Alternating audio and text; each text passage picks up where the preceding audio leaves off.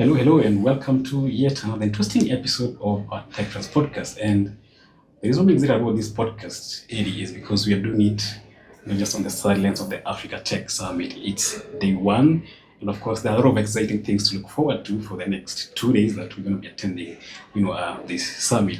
So maybe just a good starting point would be just you introducing yourself and telling us who you are. Wonderful. Thank you, Nixon. My name is Eddie Aitken, and I'm the Global Head of Public Affairs at dLocal. Right. What does dLocal actually do?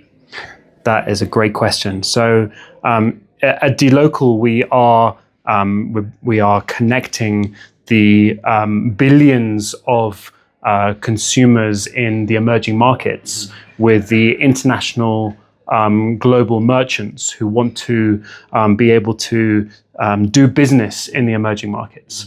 And what we do is we enable smooth cross-border transactions, and we particularly connect the global merchants to the emerging market consumers and allow those consumers to pay in their preferred payment methods. So our real speciality is connecting to over 900 alternative payment methods across over 40 emerging markets. And we are enabling transactions to be smooth and seamless and at a very competitive rate, and doing so in a way that connects the emerging markets to the digital economy of the world. All right. So it's a payment space. Correct. I mean, overall, how would you describe this space, especially from an African perspective? Good. I think extremely exciting.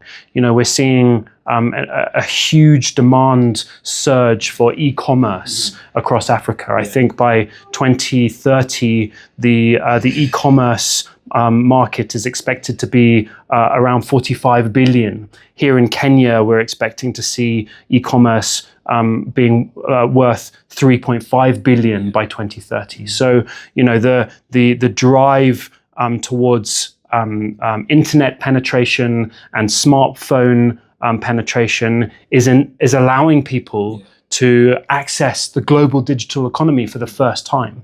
The middle classes who have consumer spending power is increasing more rapidly in these emerging markets than anywhere else in the world.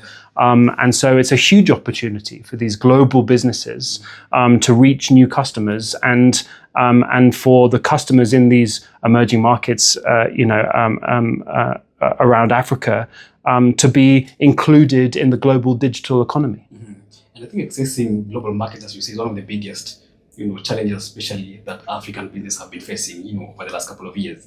What do you think are some of the biggest pain points for these businesses to access these markets? Yeah, sure. I think there's a really nice statistic that I use, which is that in Africa, we have the highest level of people trying to, or what we call cart abandonment, i.e. they're trying to purchase something online, and then normally because their payment method is not accepted, they abandon what is in their cart. And in Africa, that stands at up to 85%. So 85% of people who are trying to access these global digital goods and services are abandoning that because their payment method is not accepted. And that's really where dLocal sees the huge opportunity, which is to connect, and enable the local preferred payment methods. The obvious one, the huge success story here in Kenya that's cited around the world is M-Pesa.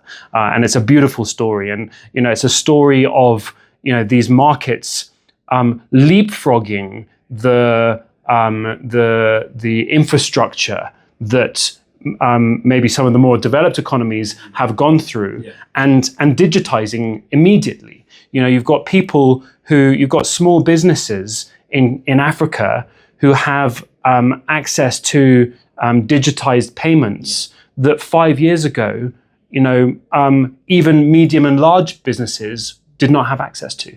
And that's a really exciting thing. So, the real the problem has always been the ability to have your payment method accepted. Yeah.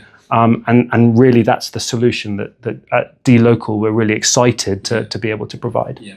And I hope you spoke about digitizing payments, and I think digital payments actually, play a very big role in, just bringing people, making them financially, included in a lot of things. So what role is dLocal playing in that? Can you just say that question again? Digital payments is really one of the things that we've seen that bringing people, to the, creating financial inclusion across the market, So just what role is dLocal playing in actually just bringing people to the formal financial? Yeah, that's a one of that really is the our motivation, and our purpose is this beautiful mission to include people in the global digital economy.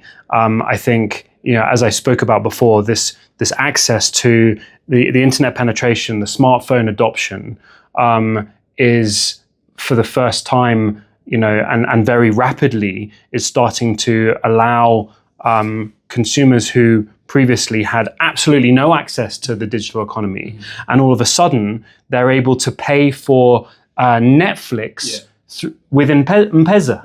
And so people who are often underbanked or unbanked are actually now able to access digital goods and services, and I think about some of the digital goods and services we provide.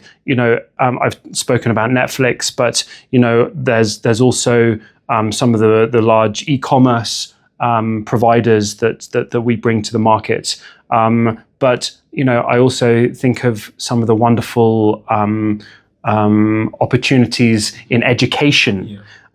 In connectivity, in terms of being able to access, Starlink, for example. These are things that allow, that generate opportunity. Yeah. And, as soon as you have people being able to access the world's digital economy, remember, it's not just people making purchases of, goods and services, digital goods and services. It's actually the opportunities that brings as well, because whilst we connect global merchants to and allow consumers to consume those goods and services, it also goes the other way. Of course, remember, we're bringing Uber is a nice example. So a lot of these companies are not receiving payments through our rails, but they're actually sending payments, whether that's remittances. Of course, remittances is a huge driver of GDP in many of the countries in this part of the world. And indeed, actually, the remittances and the inflows of funds through our rails actually exceeds the outflow of funds. So we are actually a net contributor to the balance of payments in a lot of these economies. So nationally, there's a huge benefit, but also for the individual, they can both access goods and services, which allows a small business to purchase a Google suite of services to allow them to run their small business.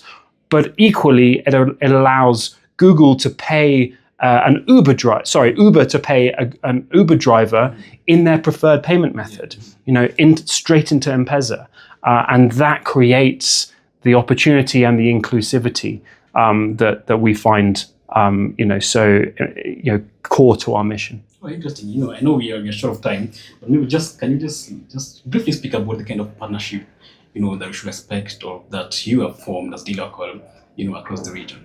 That's really nice. So in my particular role as the head of public affairs, I'm really interested in ensuring that we are the governments and the regulators in the jurisdictions that we operate in understand what we do, understand that, for example, we are regulated by the Financial Conduct Authority in London, which is a hugely rigorous and a gold standard of regulation. And therefore, we come with a credibility and what we hope is an element or a sense of trust and authenticity in who we are and what we do.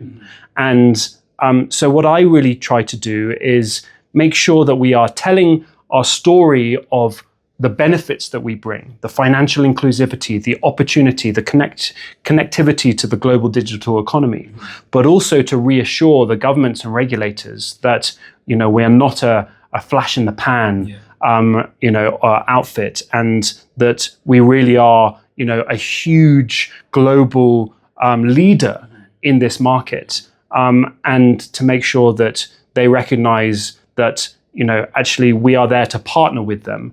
And because, of course, a lot of the fintechs in this space are operating in regulatory frameworks that are designed for the traditional financial traditional financial institutions. And so it's really important for us to reassure regulators that we are taking our compliance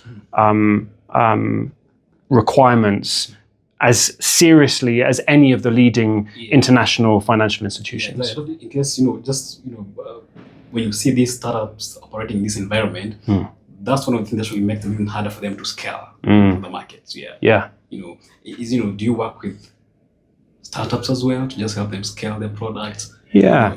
So I'll let our regional head of East Africa talk more about some of the partnerships that we have and what we do with them. But certainly,